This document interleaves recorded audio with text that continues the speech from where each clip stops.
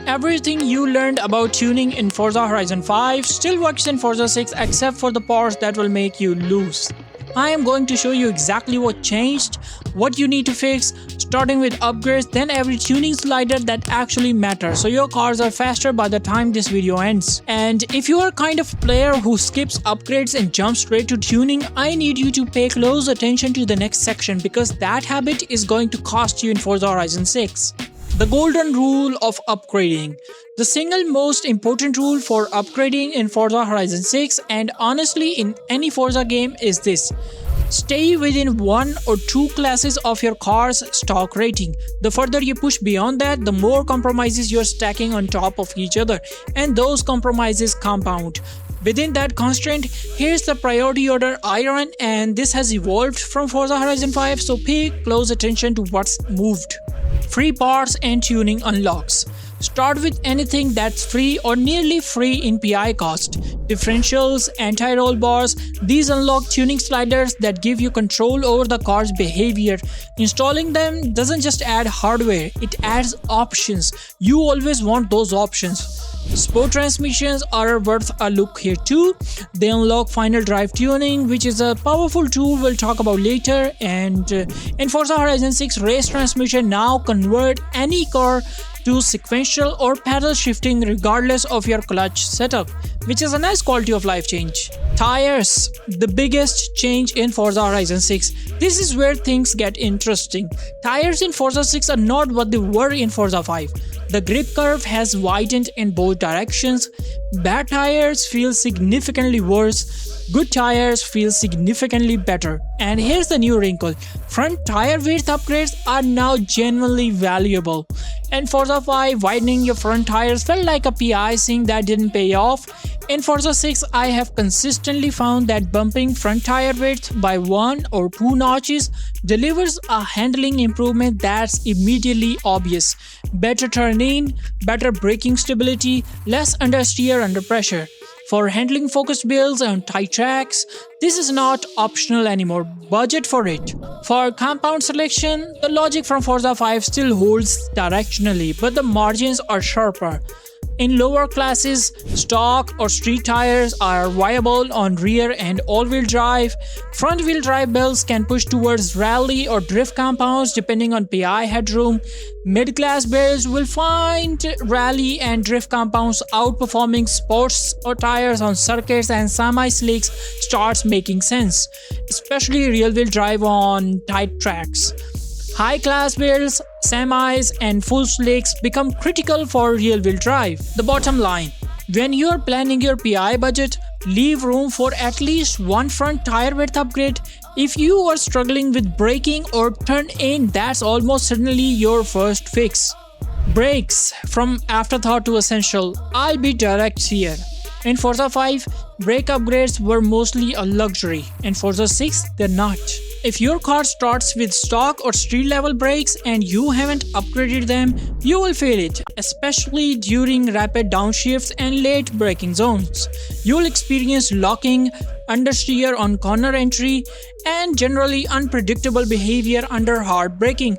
The car that feel planted and responsive on corner entry in Forza 6 almost always have at least one brake upgrade. So, tires and brakes, both are now in the essential column for most builds. Factor them into your budget early, not as an afterthought. Now we get to weight reduction, and this is where I want to challenge something a lot of players think they know about building fast cars in Horizon. Weight reduction has always been one of the highest value upgrades in Forza.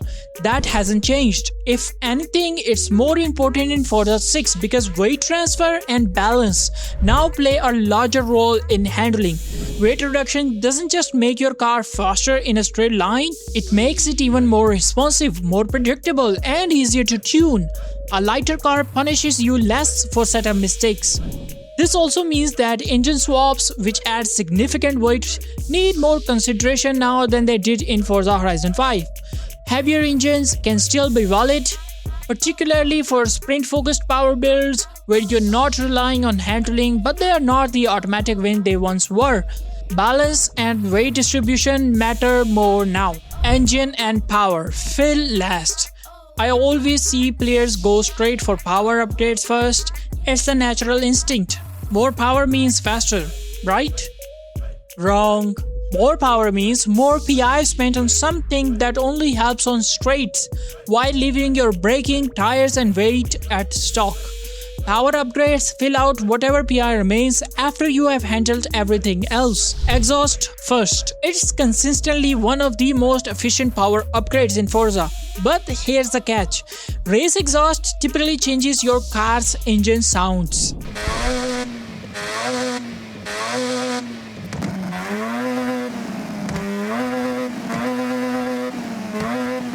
So if you're looking for the authentic and original real-life car sound in Forza, you shouldn't touch the race exhaust especially.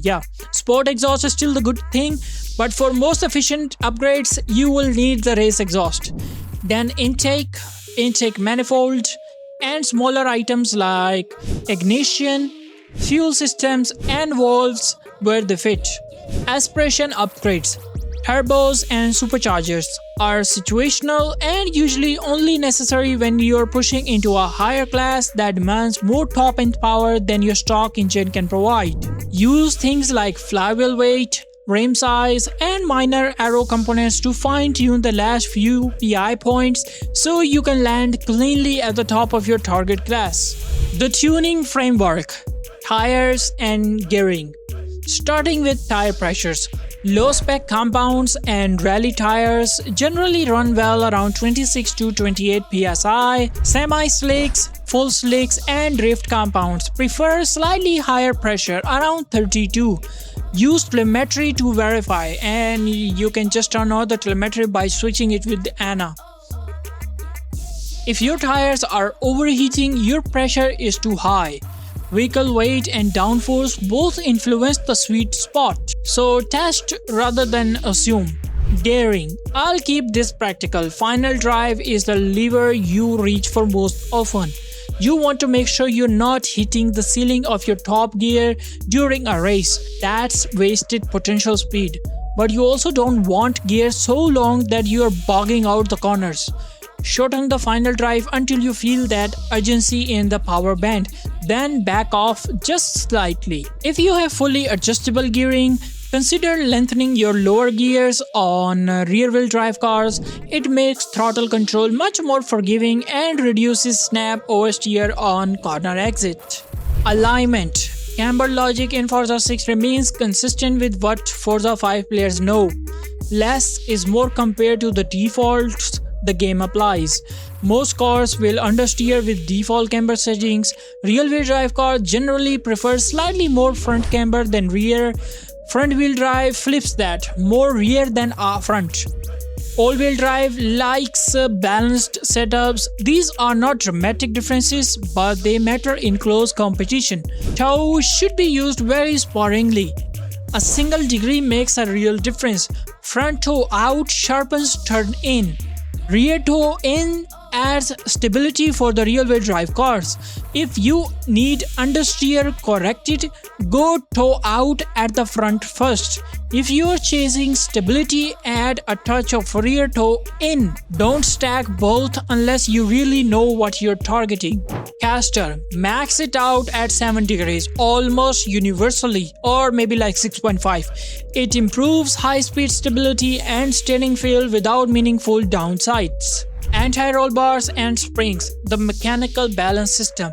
This is the section that changed how I approach almost every build in Forza Horizon 6. Pay close attention. Forza Horizon 6 introduced a mechanical balance readout, a single number that tells you the ratio of front grip to rear grip based on your suspension setup. This is generally useful, and I want to give you a clear target. Aim for a mechanical balance value around 0.55 to 0.65. Higher than that range means your front has too much grip relative to the rear. The car will be nervous and prone to snapping oversteer. Lower than that range means the rear dominates.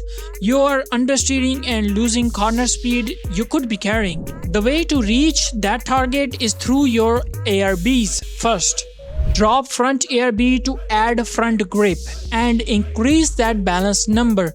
Raise the rear ARB to add rear stability and lower it. Find the ARB combination that gets you into that 0.55 to 0.65 range, then compensate with springs. Here's the key compensating move. Whatever direction you moved your ARBs, move your springs slightly in the opposite direction. If you soften the front ARB, stiffen the front spring slightly to maintain stability while keeping the grip gain. This counterbalance is what lets you use aggressive ARB settings without the car becoming unpredictable. In Forza 5, running front suspension very soft with a stiff rear was a common approach that kind of worked because of the game was forgiving about body roll, but in Forza 6 is not as forgiving. Running that front soft, rear stiff combination now gives you real problems on corner entry, especially if you're trying to trail brake. Start from a more balanced springs distribution and make smaller adjustments from there. Damping and ride height. Damping hasn't moved dramatically from Forza Horizon 5 logic. Rebound should be stiffer than the bump. For softer spring setups, run rebound around 12 to 20 depending on how planted you want the car to feel. Bump settings around 5 to 7 work well as a baseline, soft enough to absorb the real bumps in the road, stiff enough to prevent instability over crests. Dropping front bump or rebound settings produces oversteer characteristics. Dropping rear settings produces understeer. Use these adjustments after you have sorted your ARBs and springs, not before. Ride height. The meta of running maximum ride height from Forza 5 still has some validity in Forza 6. The physics still reward it to a degree. I personally don't love how it looks, and I think the gap between max height and lower setups has narrowed. Lower setups are more competitive now than they were, but if you are purely chasing lap time and don't mind the looks, max height is still worth experimenting with. Aeros, balance over maximum downforce. The Forza 5 approach of slamming front downforce to the max and running rear at the minimum is no longer optimal. This gave you maximum grip with minimum drag, but it sacrificed stability, and stability is now a higher priority. Forza 6 gives you a new aero balance readouts to work with. Start by finding a front to rear balance around 0.5 to 0.45. A higher number means more front downforce relative to rear. Get your balance in that range first, then adjust the overall downforce level up or down based on what type of racing you're doing. Brakes.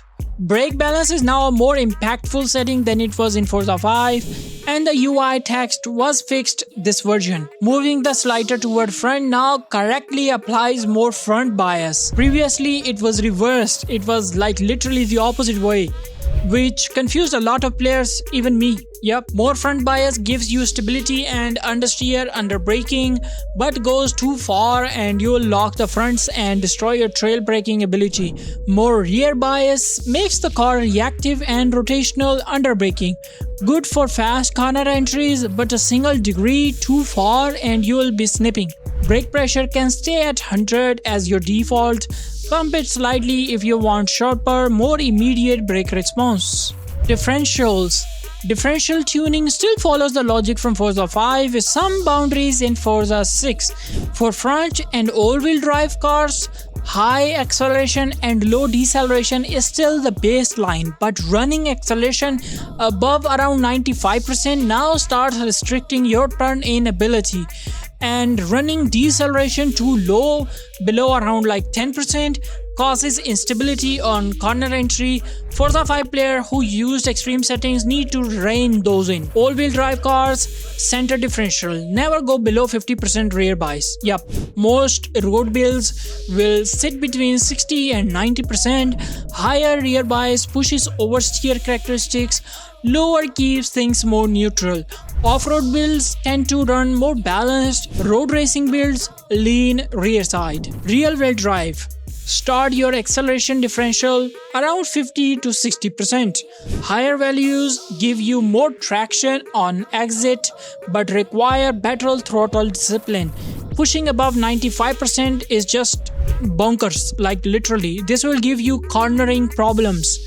Running deceleration between 10 and 20%. Lower values allow more rotations through corners.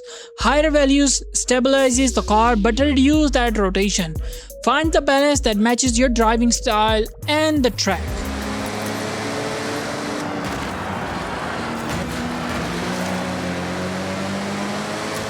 Alright, let's bring this together. If there are 3 things I want you to walk away with from this video, it's these.